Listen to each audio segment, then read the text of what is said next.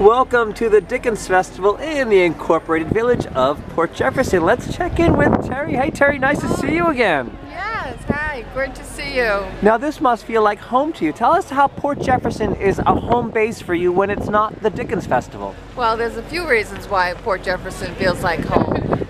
My very first job in my career of nursing was at St. Charles Hospital in Port Jefferson, and that was 1980 to 1985, and that was definitely a positive in my life. And then many times in the summer I love to come to Port Jefferson because there's so many activities. They have a regatta, they have parades, they have an outdoor market, they have film events, and they have a lot of events at the Village Center. And it's a great place to hang out with family. It's a great place to meet up with your friends and just enjoy a beautiful summer or a winter or almost any season. Now that's interesting that you say that, because we are right alongside of the harbor side, connecting us to Connecticut, where there is a cold breeze and lots of people are adoring Port Jefferson for the Dickens Festival. How did you get involved in this event? Yeah, I met a few people from Connecticut today. I got involved in this event because, well, my mother and my brother were doing it. And my mother, Teresa Ryan, is a hard act to follow. But she came down here and she made a little name for herself as a character, Fanny Dickens. And I thought, well, I should be involved as well. So I got in here and they said, well, we need someone to be Mrs. Cratchit and we need someone to be Miss Corny. So I filled those roles in the skits for Oliver and for Scrooge. Now let's take a look at your outfit. Is this things that you had around the house, or are you in a rented costume? Explain your Dickens look. Oh, okay, the Dickens look is my own. I didn't rent it. I purchased each item, you know. Some of them were on eBay, some of them were on Amazon, some of them were on Victorian sites, so just little by little I put some pieces together. And then, you know, I went to Nan's boutique in Port Jefferson to get the hat and the muffler, because she does help us to like, you know, put the accessories on our outfits. Now there are rented costumes in the town, correct?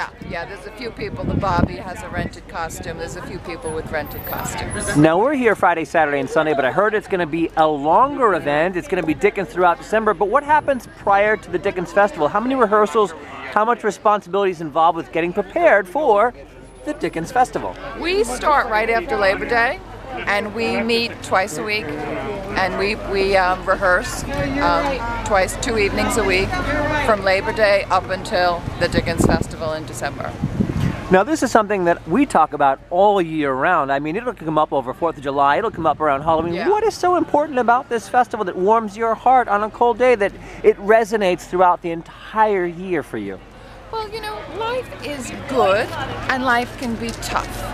And if you want to have a good day, you have to plan it. You have to make it happen. It doesn't just happen serendipitously. You have to make it happen. So this is a way to know you're going to have a good day for the holidays, a good weekend for the holidays, and you know you've had an experience, you've had a great holiday, exchanging with people and lifting spirits.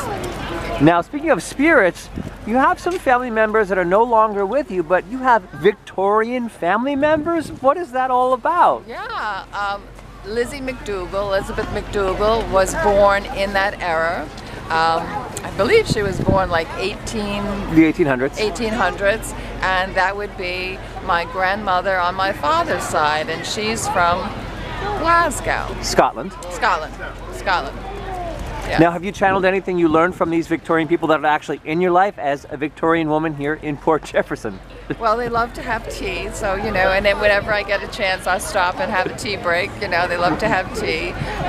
They're polite, they're proper, and treating everybody with respect. Now, there are probably 100 events. How many events happen throughout this weekend here in the Port Jefferson Charles Dickens Festival? Every hour, like starting at noon, running all the way from, you know, Friday, Saturday, and Sunday, there may be simultaneous events, maybe 20 or 30 more events happening at different churches, at the school, at the village center. You couldn't possibly see them all. And Terry, this is my last one. What is your favorite thing about the Dickens Festival in the incorporated village of Port Jefferson? The favorite thing about the Dickens Festival, every year I meet new people. Every year I have a new experience, and it always gives me something to look forward to. Thank you, Terry. Thank you. Till next time, from the Dickens Festival.